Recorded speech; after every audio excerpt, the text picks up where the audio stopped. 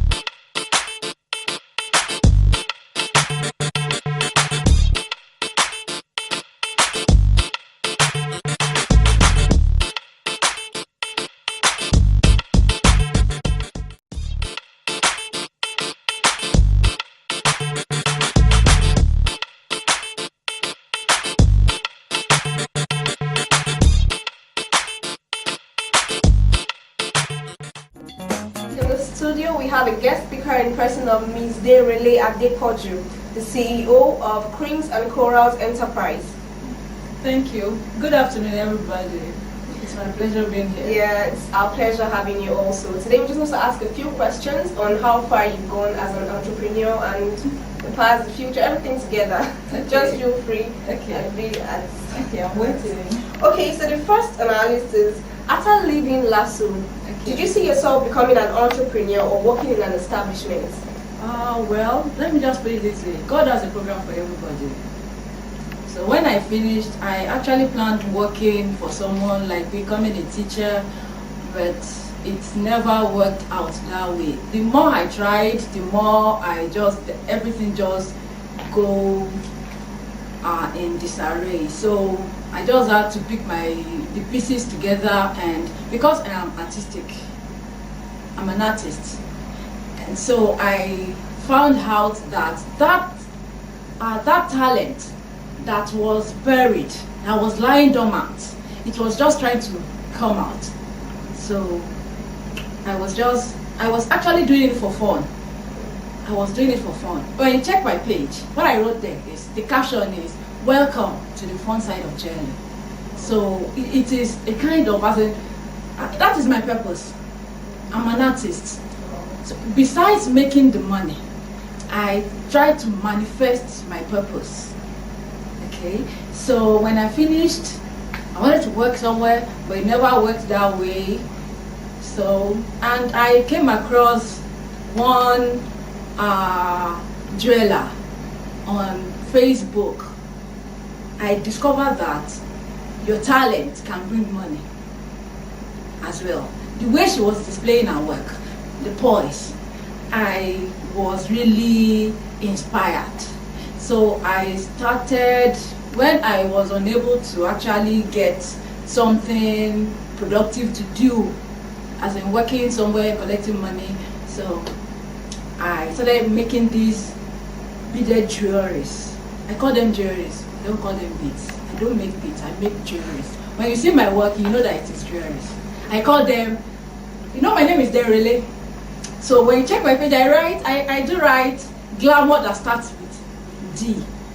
Delectable, delicious, dainty, different, just so many, distinguished. That is my work.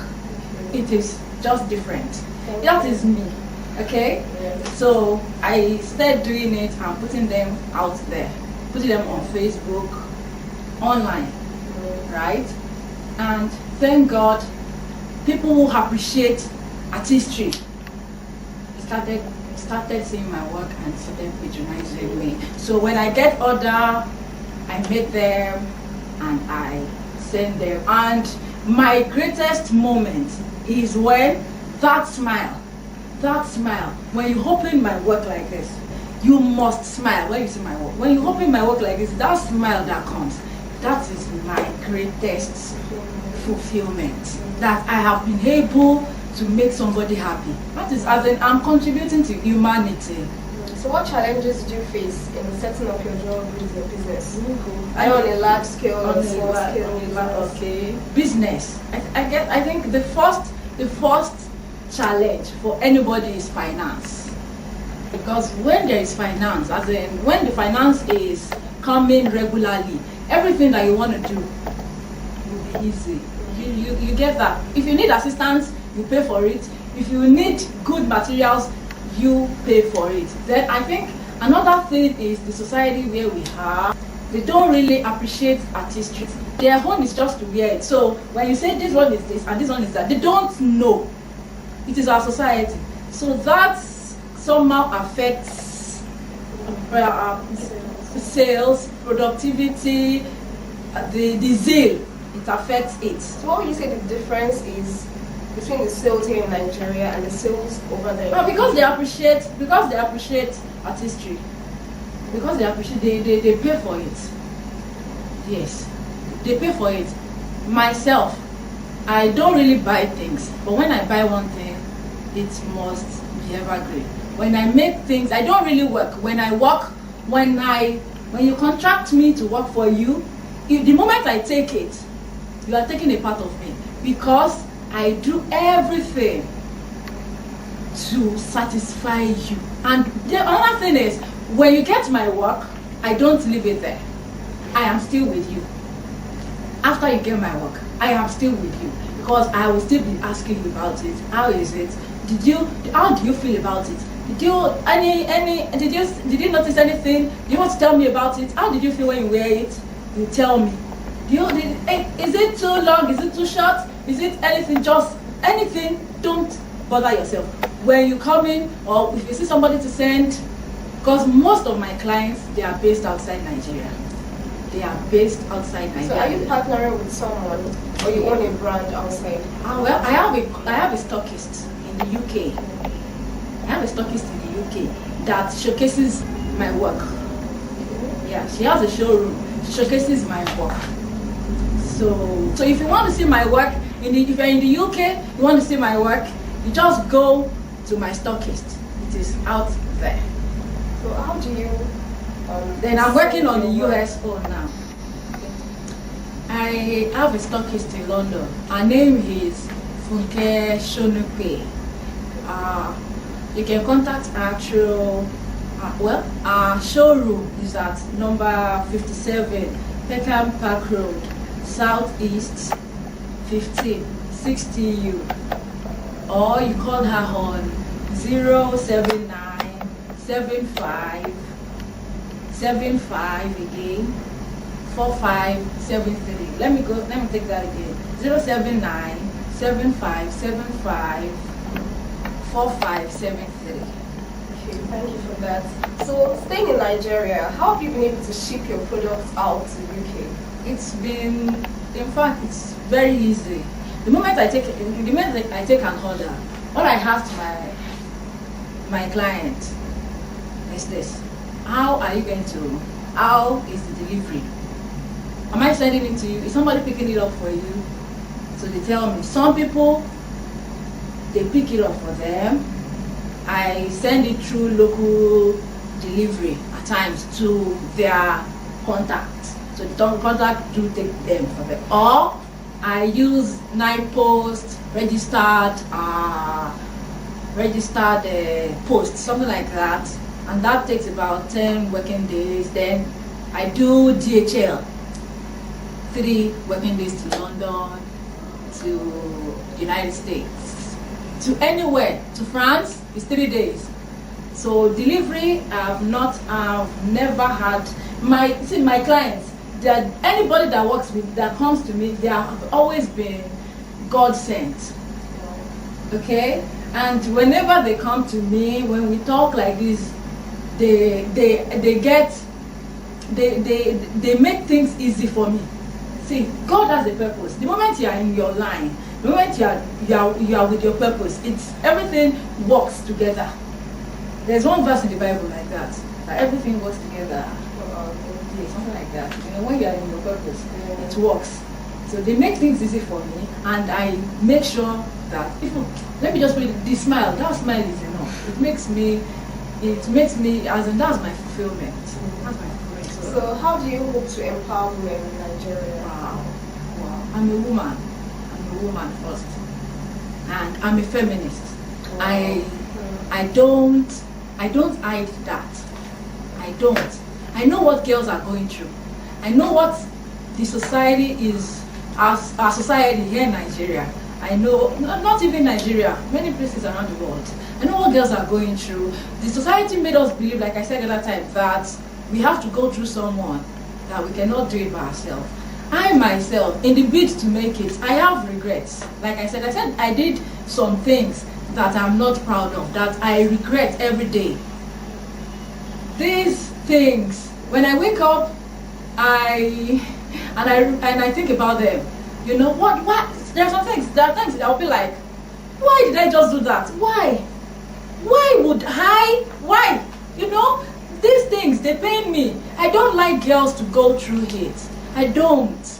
So in my own little way, I don't have much, but in my own little way, I have been trying, I've been trying to reach out to girls, to people, to teach them from my own experience. You have to experience it. Well, that is another thing.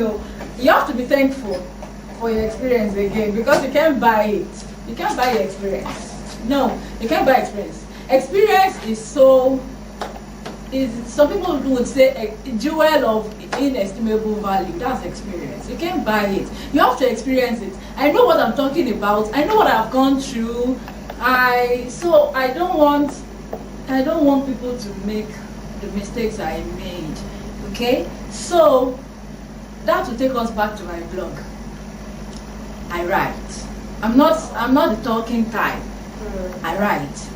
So with my artistic privilege, the name of my blog is, you can check it, it's Jerry Inspiration and Philosophy blog.blogspot.com. Yes. What I do is my beaded Jerry's, they talk. How? Let me give you an example. There's this beaded jewelry that I made. I told you that I'm a very sensitive, so emotional. Yes, and I don't talk. So thank God for artistry. Artistry has created a vent for me to release all these pent-up emotions. Yes, I talk through it. Because I don't talk too much, I write. So there's this work that I did not even commercial. It is not actually commercial. Yes, I got the inspiration to write, to do it, to talk about our differences. Differences in children. Some children are fast learners. Some children, they are not so fast. Not because they are useless. That word is too strong. No. Not because they are, I don't use useless, I use unuseful.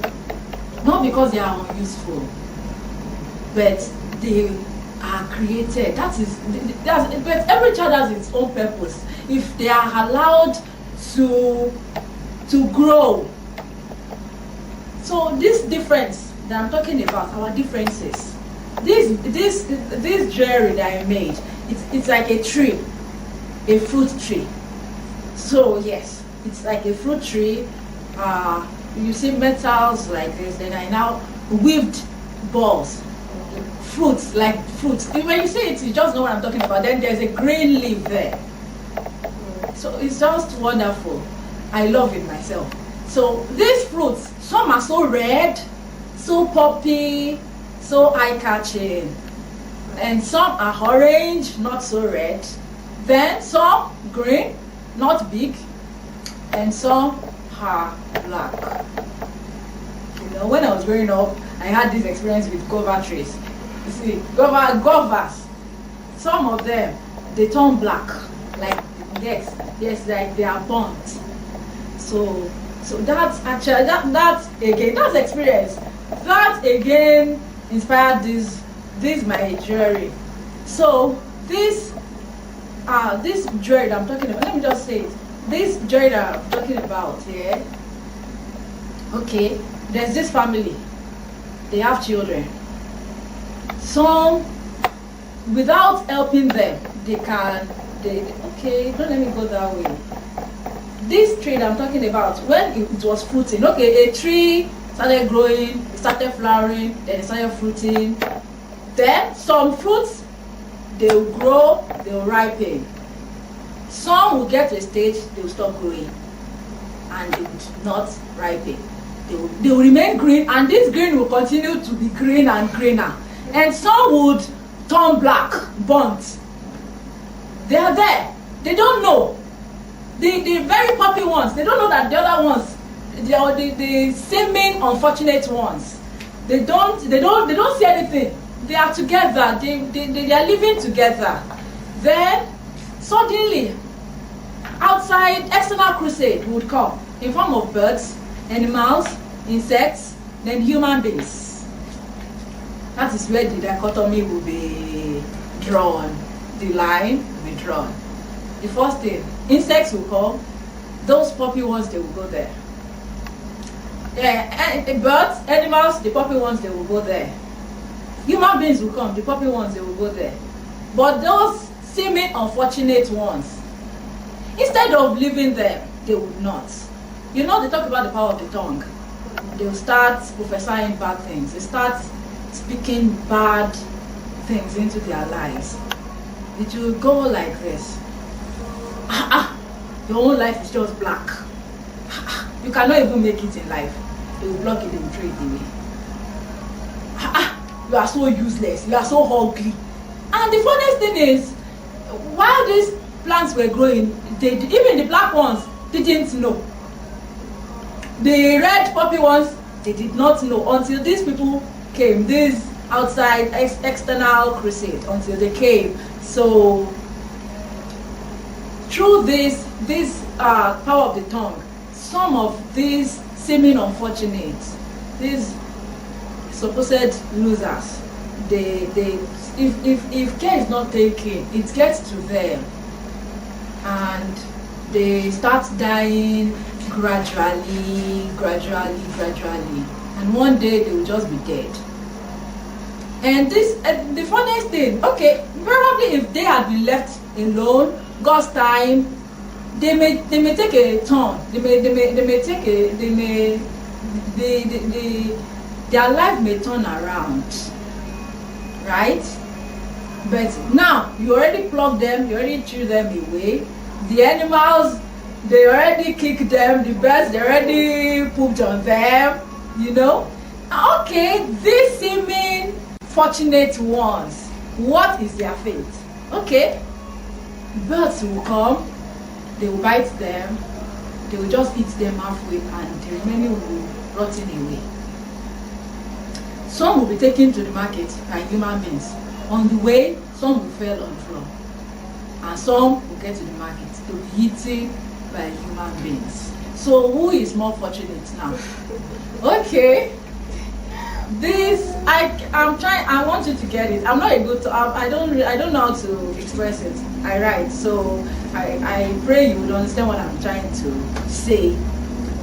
So okay, human beings, the rather unfortunate ones, if we, let me say we now, if we, the rather unfortunate ones, if we are able to shed the depression, we are able to I don't know, to shed the depression, the despair, and stand strong and be focused on whatever we are doing, something productive. We most times, because the funniest thing is, these supposed fortunate ones within the human societies, look at it, they have so many friends, like celebrities, they have so many friends, but who can they, among all these friends, which one of them can they point to that actually this is my friend?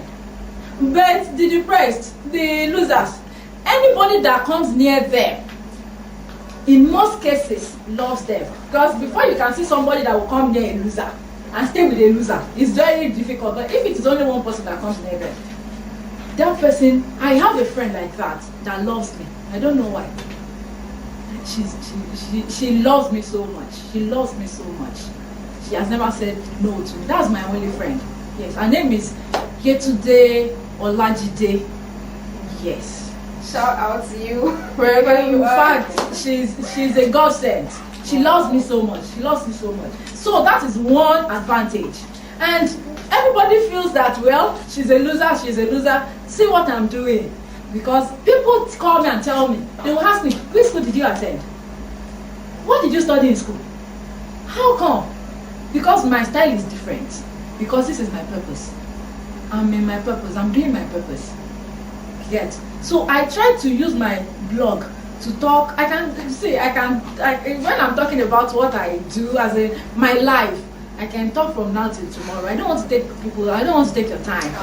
Okay, so I try to, so this blog, I think one thing that God has really helped me to do is being able to say it the way it is.